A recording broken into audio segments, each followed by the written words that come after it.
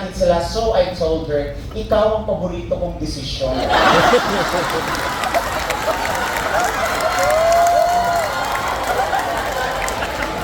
I told her that because of you, I voted wrongly.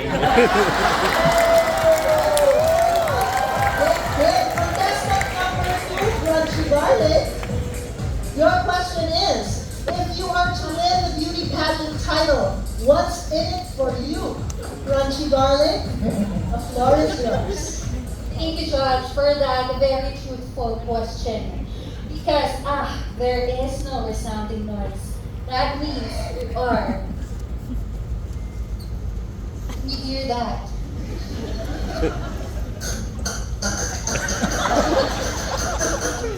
That is the sound of the winning crunch of the crown. And the question I forget. Title, what's in it for you? The question is not what's in it for me, but what is in it for all of the local sellers, for all of the farmers making tanim the bawang in the market, making tanim the bawang in their backyard. Answer that and you will know that crunchiness is next to godliness. That is not the only saying that I've learned in my elementary textbook, TLE. In chapter 2, IB, which is 4, huwag mong isuko at ito'y labanan, smiling face. That is the face of the winner. Contestant number 2, Crunchy Garlic. Contestant number 3, Ginisa, this is the question. If aliens visited Earth and the first thing they saw was your social media profile, what do you think they would report back about humans? Ginisa, the floor is yours. Maraming salamat at talagang itong tanong na ito ay para sa Miss Garlic 2020. Angkop na angkop, ano? Kung social media feed ko lang din ang makikita ng mga aliens, ang unang-una nilang sasabihin, ang boring pala rito. Walang nangyayari. Hindi lang nila alam. If they scroll down further, napakarami po palang political posts. Pero dahil walang politika ang mga aliens, dahil we assume that they are intelligent creatures, at sadly we cannot say the same for our offices. Hindi po kasi equal ang labanan. So okay lang makita nila yung mga benign posts. Please watch Tip Manila. Siguro nandito na rin po sila ngayon. At dahil dyan, kung nakikinig po kayo sa mga ad na lumalabas sa inyong mga feed, every 5 friends na may lumalabas, if you want to reach more followers, yun po yung lumalabas sa algorithm ko. Siguro ang sasabihin ng mga alien ay ito.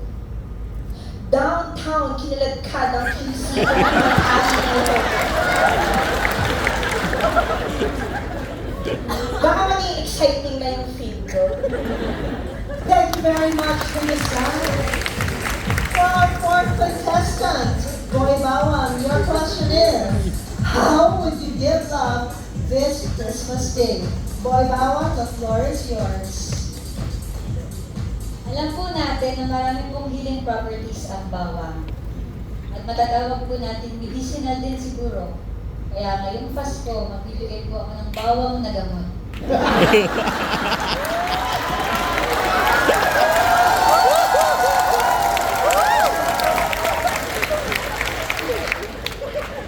Bakit? Dahil mura rin din po ito.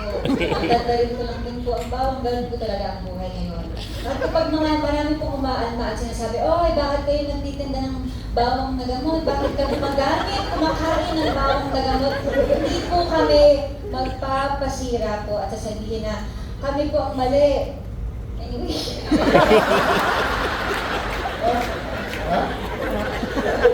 Anyway, kapag ang ibig sabihin, kapag umalma po sila sa dami ng gumagamit na bawang na gamot, sabihin po namin, bakit kayo kumakain naman din kayo ng bawang na gamot? Anyway, yan po, ang pinimigay ko po, mga bawang na gamot, at nakalagay po sa aking personalized card na handwritten, na nakatali ng gold, na meron pa nakalagay ng mga maliliit na plastic na parang mukhang cherry na makintab na nabibili sa Divisoria. Ang ilalagay po doon, message from me, Boy Bawang. Ito'y kwento ng isang babae. Tulog sa umaga, gising sa gabi.